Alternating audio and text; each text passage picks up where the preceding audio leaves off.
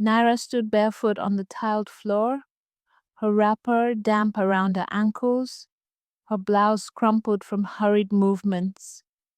In her hands was a faded leather bag, hurriedly packed, a few pieces of clothing, her wooden comb, and her treasured Bible tucked carefully into the corner.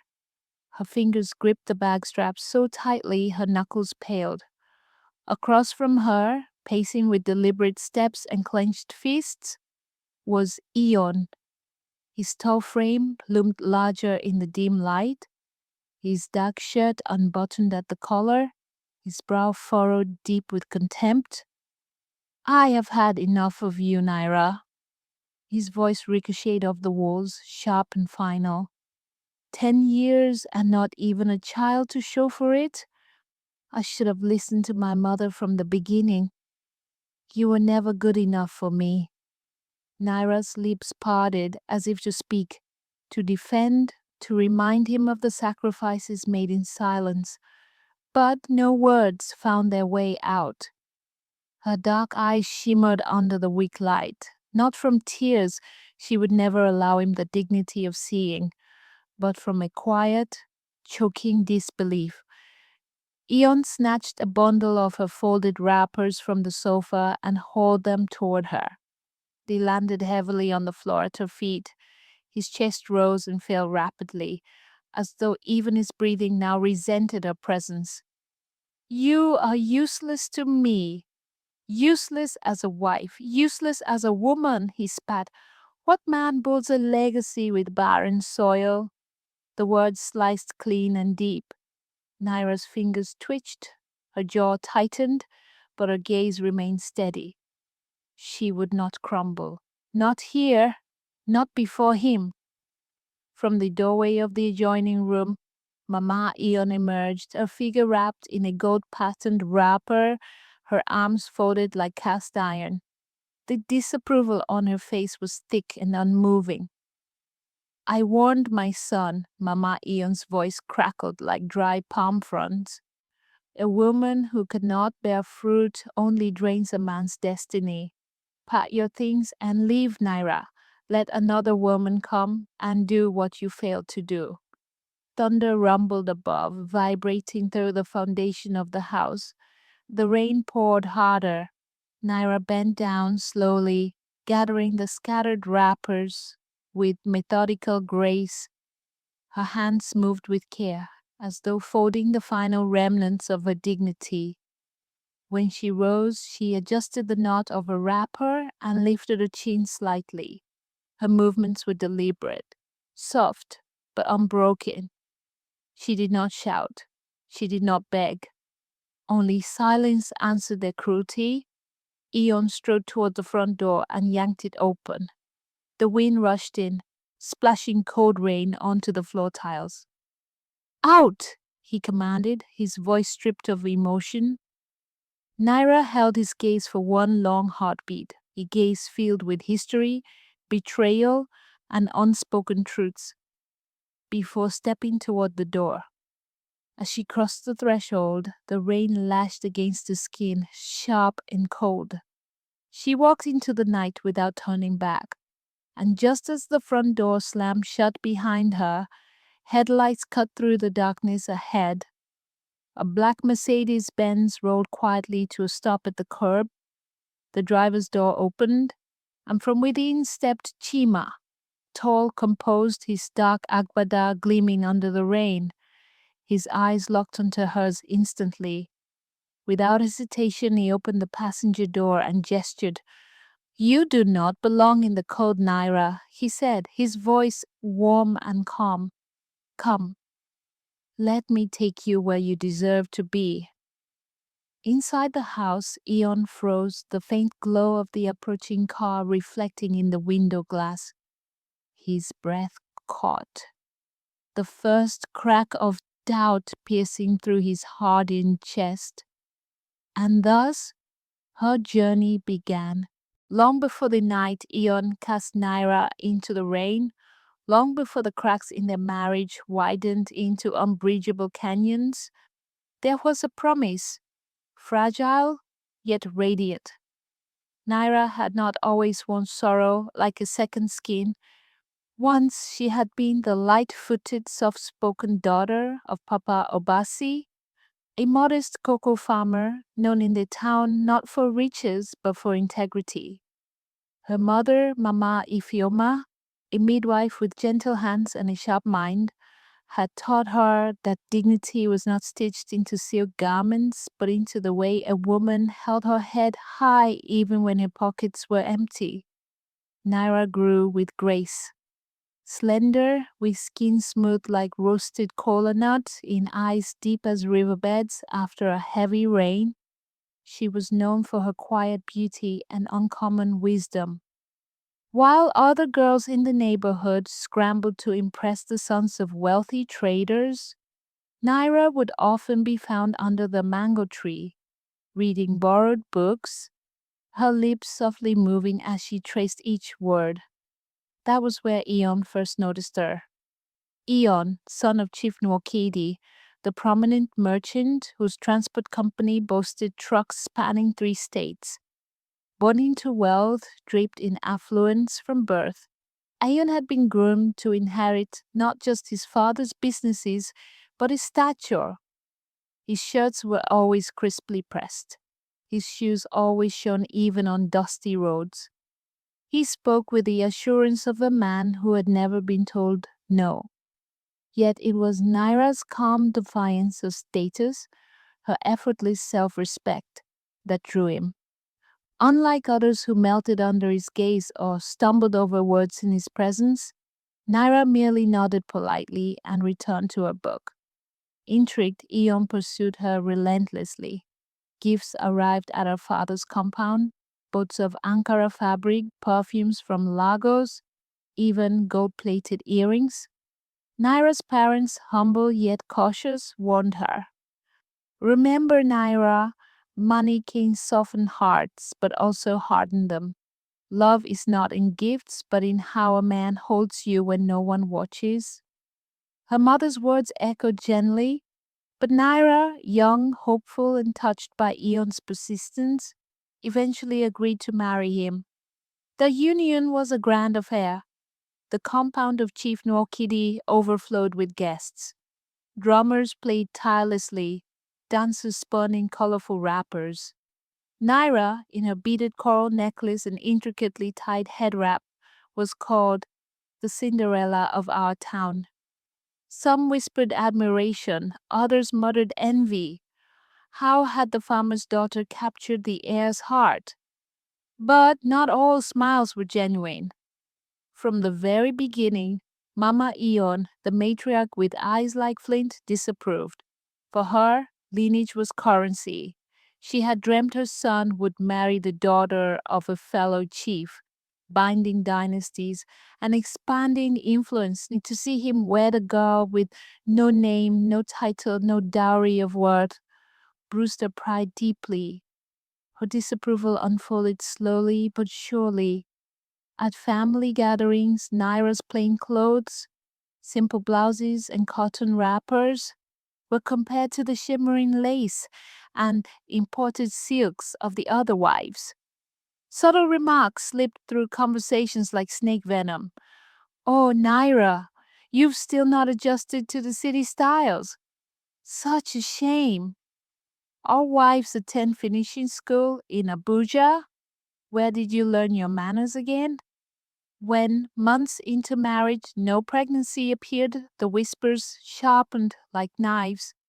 It started with Mama Eon's daily visits. Herbal concoctions were pushed into Naira's hands. Strange rituals were suggested. When those failed, the narrative shifted cruelly. You see, women of lower stock often come with hidden curses. Perhaps a womb is closed by her for mother's sins. A barren wife is like a leaky pot. No matter how much you pour in, nothing stays. Eon, initially a shield, began to falter under his mother's constant words. His touch grew distant, his voice clipped shorter. Invitations to elite gatherings stopped reaching Naira's hands. On her first anniversary, as other wives clinked champagne glasses and flaunted pictures of their infants, Naira sat alone in their quiet sitting room, folding wrappers while the laughter from outside spilled over the compound walls. Yet, even in isolation, she remained dignified. Naira returned kindness for cruelty.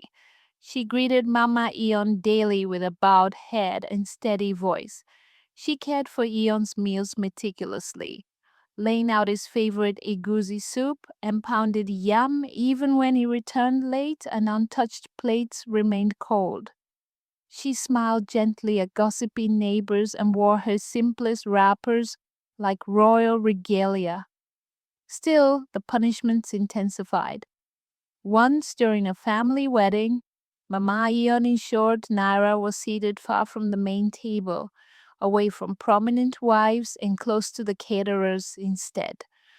On another occasion, while distributing ceremonial wrappers to wives of high standing men, Mama Ion forgot Naira's name on the list. Ion said nothing, and behind closed doors, resentment brewed. "You are embarrassing me, Naira," he once hissed. "Do you think I enjoy being mocked because my wife cannot give me a son?" Naira swallowed the ache and remained silent. It was not that she had no voice. She had simply learned that in a house where status reigned supreme, a poor woman's voice echoed back unheard. But her silence was not surrender. It was patience, because what neither Eon nor Mama Eon knew was that beneath her quiet suffering, Naira was building something invisible but unbreakable. And soon, the woman they mocked would rise in a way they could never imagine. The years that followed did not soften Eon's heart. Instead, they hardened it like clay baked under the fiercest sun. Day after day, Naira wore the face of a dutiful wife. But inside, quiet storms gathered. It began subtly. Eon's absences stretched longer, his excuses thinner. Business trips that once lasted days now became weeks. When he returned, the faint traces of perfume not her own clung to his shirts. Lipstick stains, laughter in hushed tones over the phone, and unfamiliar jewelry tucked carelessly in the glove compartment. The signs were there.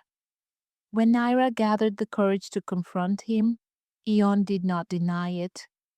"What do you expect?" he spat one evening, flinging his agbada carelessly over the chair. "A man has needs a barren woman cannot satisfy." Her throat tightened, but her voice remained steady. "I am still your wife, Eon, the woman you chose." "A mistake I'm correcting," he snapped, slamming the bedroom door behind him. But Naira did not crumble. She rose every morning before dawn, lit the charcoal stove, and prepared his meals with meticulous care. She watered the bougainvillea in their compound, ensuring its bright pink blossoms softened the hard, cold walls around her. She welcomed guests with grace, her soft smile masking the ache beneath. Mama Eon, emboldened by her son's growing contempt, deepened her cuts. "A woman who cannot bear fruit is like a tree unworthy of shade," she murmured, often within earshot. At social gatherings, she would pat Naira's hand and sigh loudly, ensuring others noticed. "My poor son, such a pity he married from dust instead of gold," neighbors gossiped. "If she leaves now, she will go empty-handed, no child to claim, no property to her name. She should kneel and beg for forgiveness daily. Perhaps the gods might pity her." But Naira endured. While others saw meekness, Naira was planting roots of resilience. Unknown to Eon and his mother, every night after the compound dimmed and voices hushed, Naira sat in their quiet study. On an old wooden desk, with her reading glasses perched delicately on her nose, she pored over papers, legal books, land ownership documents, small business manuals. all borrowed discreetly from her cousin Ngozi, a lawyer's clerk in town. With her small inheritance from her father's land and the meager allowance Eon threw her way, she had started investing quietly. A poultry farm on the outskirts of town under her cousin's name, a small cocoa processing unit registered with a trusted friend, partnerships in 3 women-run cooperatives that traded in palm oil and handmade textiles. Her businesses grew slowly, quietly, like yam tubers swelling underground, unseen but thriving. Her cousin Ngozi, fiercely loyal, handled transactions meticulously. Each time dividends rolled in, the funds were split.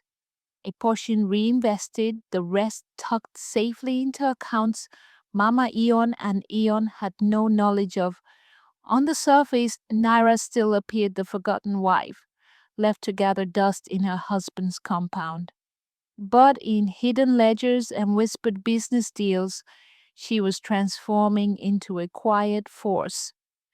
Meanwhile, Eon's fortunes began to waver. His reckless lifestyle, expensive cars, lavish parties, ill-advised business ventures started draining Chief Norkade's empire faster than anyone could replenish. His once thriving transport company struggled under mounting debts. His mistresses, sensing the cracks, began to distance themselves, but his pride blinded him. He still strutted about, throwing lavish parties and berating Naira publicly as though his wealth still draped around him like a royal mantle. One rainy evening, much like the one that would later change everything, Mama Eon stormed into Naira's quarters. "You still sit here uselessly while my son drowns in disgrace? You are cursed. I knew it the day you entered this house." She slapped Naira's cheek hard, a ring grazing skin and drawing a thin line of blood. But Naira only lowered her gaze, wiped the blood with a wrapper, and bowed her head. "I am sorry, Mama. May the gods grant you peace tonight." That night, sitting by the flickering flame of her lantern, Naira's fingers brushed the growing ledger of her businesses. She no longer felt pain. She felt clarity. For years, she attended her suffering like one tends a stubborn fire, carefully feeding it just enough to keep it alive. Now that fire had tempered into strength. Her silence had not been weakness. It had been discipline. Her tears had not been surrender. They had been water to the roots of her power. While others measured success in loud displays and public accolades, Naira had grown her empire in shadows. Now she was ready to stand, ready to speak, ready to reclaim her dignity in full sight. But she would not snatch it hastily. She would return it with grace so undeniable it would silence even the loudest voices. And as the first drops of another season's rain splattered gently on the zinc roof that night, Naira finally smiled. A small, knowing smile. The kind a woman wears when she is no longer afraid. If Eon had lifted his eyes, if Mama Eon had looked closer, they would have seen it. A subtle transformation unfolding before their very eyes, as silent and steady as dawn breaking behind thick clouds. But they were blinded by arrogance, by mockery, by the underestimation of a woman they had discarded as worthless. Naira moved quietly, never rushing, never boasting. Through Ngozi's legal expertise, she finalized ownership papers for the poultry farm. Her initial 50 hens had multiplied into over 2,000, their eggs supplying not just local markets, but 3 major food distributors. The small cocoa processing unit, once a trial project, now handled tons of cocoa beans monthly, exporting to neighboring countries through discrete cooperatives. With her textile partners, she launched a luxury fabric line, handwoven, naturally dyed, rooted in indigenous Igbo patterns. Within 2 years, fashion houses in Abuja and Accra were sourcing exclusively from her group. And Naira's strategy was simple: empower others as she rose. She offered fair wages to widows and single mothers. She reinvested profits into women run enterprises. She paid school fees for orphans within her networks.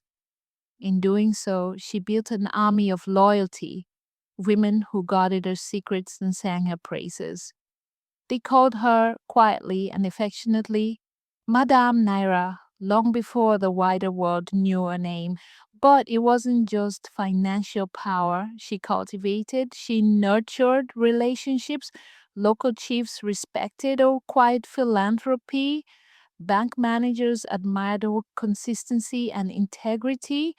Government officials appreciated her meticulous compliance and generous donations to community projects. Whenever papers needed signing, Ngozi's sharp pen ensured they bore Naira's name alone. No trace of Eon or his lineage could touch her empire. Still, at home, Naira wore her mask perfectly. She knelt when serving Eon's meals. She attended family gatherings, offering gifts and warm smiles. She greeted Mama Eon respectfully, her voice never rising, her gaze never challenging. But her spirit had outgrown their walls. One fateful afternoon, as rain spattered softly on the windows, a sleek black SUV pulled up in front of the compound. Out stepped Chief Nabuif, a respected elder and chairman of the State Agricultural Board.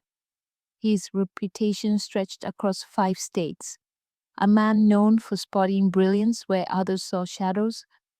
He knocked gently and asked for Naira. Eon, bewildered, waved dismissively. My wife? What business could such a man have with her? But Chief Nabufi ignored him. Within minutes, over hot tea, he laid out an offer. Your cooperatives have transformed rural agriculture, Madame Naira. We want you to sit on the National Agricultural Advisory Board. Your insights can shape national policy? Naira's breath caught. It was not just recognition. It was power sealed in ink and statute. By accepting, her influence would stretch beyond markets and fabrics. Her voice would shape laws, dictate funding, and direct the nation's agricultural future. Eon, overhearing the conversation, burst into laughter later that evening. You sit among chiefs and commissioners? Woman, don't embarrass yourself. You're still my wife. You cannot accept such offers without my blessing. Naira simply bowed her head. As you say, my husband. But the next morning she signed the papers. Ngozi ensured the board seat and all accompanying stipends and privileges were protected under Naira's private trust. Weeks later, Forbes Africa ran a quiet feature. The Silent Mogul Empowering Rural Women, Madame Naira's Empire Reshaping Agriculture. Eon never read it. He was too busy drowning in mounting debts and desperate schemes. Meanwhile, Naira's face graced invitations to elite galas. International summits sent her personal letters. Nigerian ministers addressed her with deference. Men whispered her name like a prayer of hope. And through it all, Naira remained composed. No lavish displays, no gaudy jewelry, only soft wrappers, calm smiles, and precise words. But deep inside, she knew. The day of reckoning would come, the day when the man who kicked her out in the rain would kneel in that same rain, weeping but for the empire he once mocked. She did not wish vengeance. She desired dignity restored under the full gaze of those who once spat on her. So she waited, patient as the earth before harvest, strong as Iroko roots stretching deep below the soil. That day would arrive sooner than anyone expected, and it would shake the very pillars of their world. The years had moved swiftly, like water slipping through cupped palms, and with them, so too had Eon's fortunes crumbled. His once thriving business collapsed under mounting debts and bad decisions. Land he inherited had been carelessly sold to cover his reckless lifestyle. The very compound where he once strutted like a cock in full plume now sagged, paint peeling, grass overgrown, and walls crumbling with neglect. Mama Ion's voice had lost its sharp edge too. Her health waned.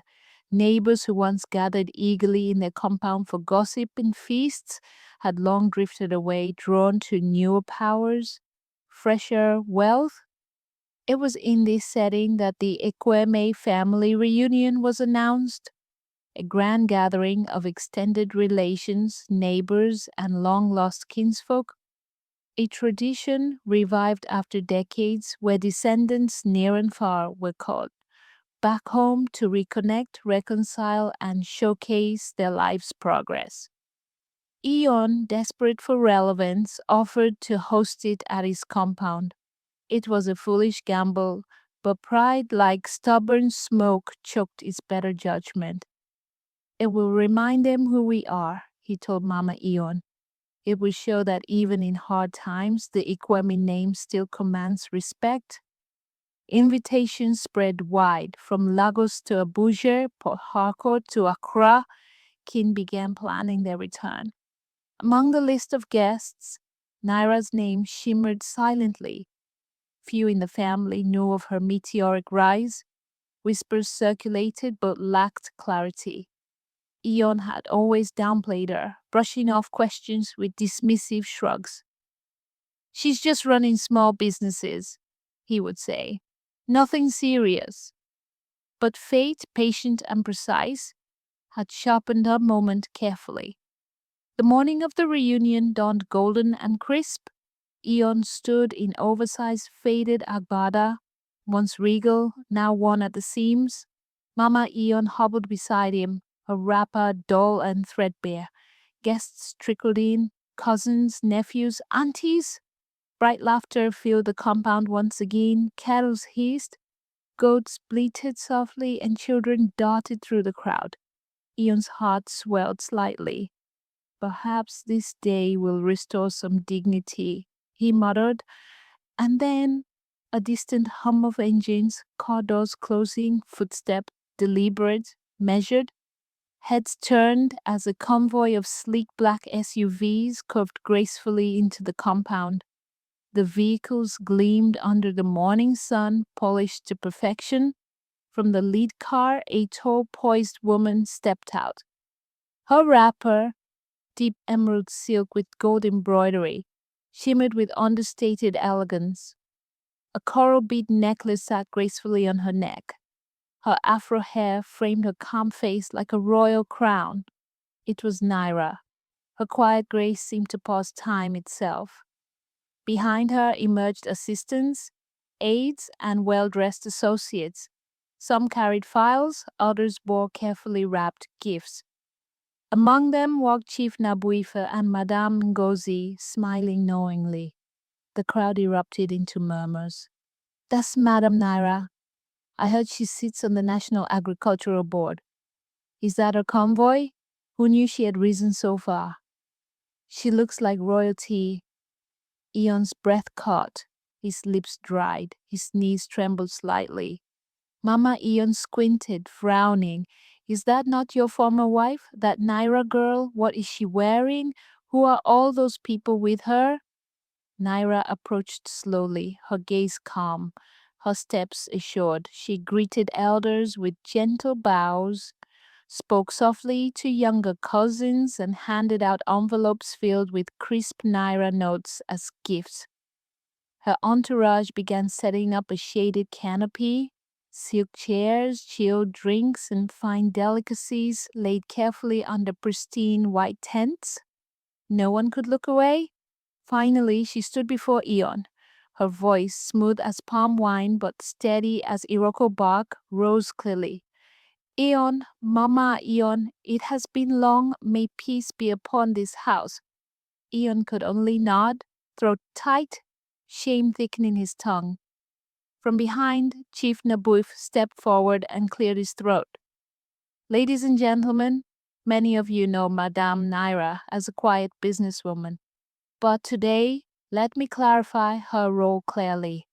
She is not merely a trader, she is the founder of 3 national cooperatives, the largest private cocoa exporter in West Africa, and the sitting chairwoman of the Federal Agricultural Advisory Board. Furthermore, she recently donated 500 million naira for rural women's education and farming initiatives across 5 states. Gasps rippled through the crowd. Chief Naboif smiled faintly. And today, Madam Naira has graciously offered to sponsor the entire reunion and future family gatherings indefinitely under her foundation's banner. The applause roared. People surged forward to shake Naira's hand. Aunties hugged her tightly. Young cousins snapped photos eagerly. But Ion, he stood motionless. His shoulders sagged. His lips quivered. It was over. Before all eyes, his discarded wife had eclipsed every legacy he thought he owned. Mama Ion sat heavily on a nearby stool, her head shaking slowly. As rain clouds gathered faintly in the distance, it seemed as if the skies themselves bowed to the moment, acknowledging the silent, steady power of a woman once thrown into the storm. Naira smiled gently at the crowd and whispered to an aide. They brought forth an umbrella, unfolding it gracefully as the soft drizzle began. She stood under it calmly. Ion remained in the open, drenched slowly, tears mingling quietly with the rain. The hall was silent now. The grand gleaming hall where Ion had once stood like a king, the man who had laughed as he pushed Naira out into the rain, was now filled with nothing but the echoes of regret. His hands trembled, clenching the crumpled letter that had arrived that very morning. His once sharp eyes, now hollow, darted around as though searching for the air to breathe. But there was none. He had not known. He had not known who had picked her up that night. And now, it was too late. 2 weeks earlier, news had swept through the country like wildfire. Naira, the woman kicked out into the rain, had become the wife of Kamsin Duka, the nation's wealthiest and most powerful man. Not just wealth, royal lineage. Kamsi was no ordinary man. His late mother was from the royal line of Umuna Kingdom, and his father had been a revered diplomat. His reach stretched beyond borders, and his kindness was as legendary as his fortune. But that was not the twist that made Ion crumble to his knees that day. It was the letter. As Ion opened the envelope with shaky fingers, he had expected perhaps a lawsuit or a warning. After all, rumors had started that Naira's husband was preparing legal action against those who had harmed her. But instead, inside was a simple handwritten note with Naira's familiar, graceful script.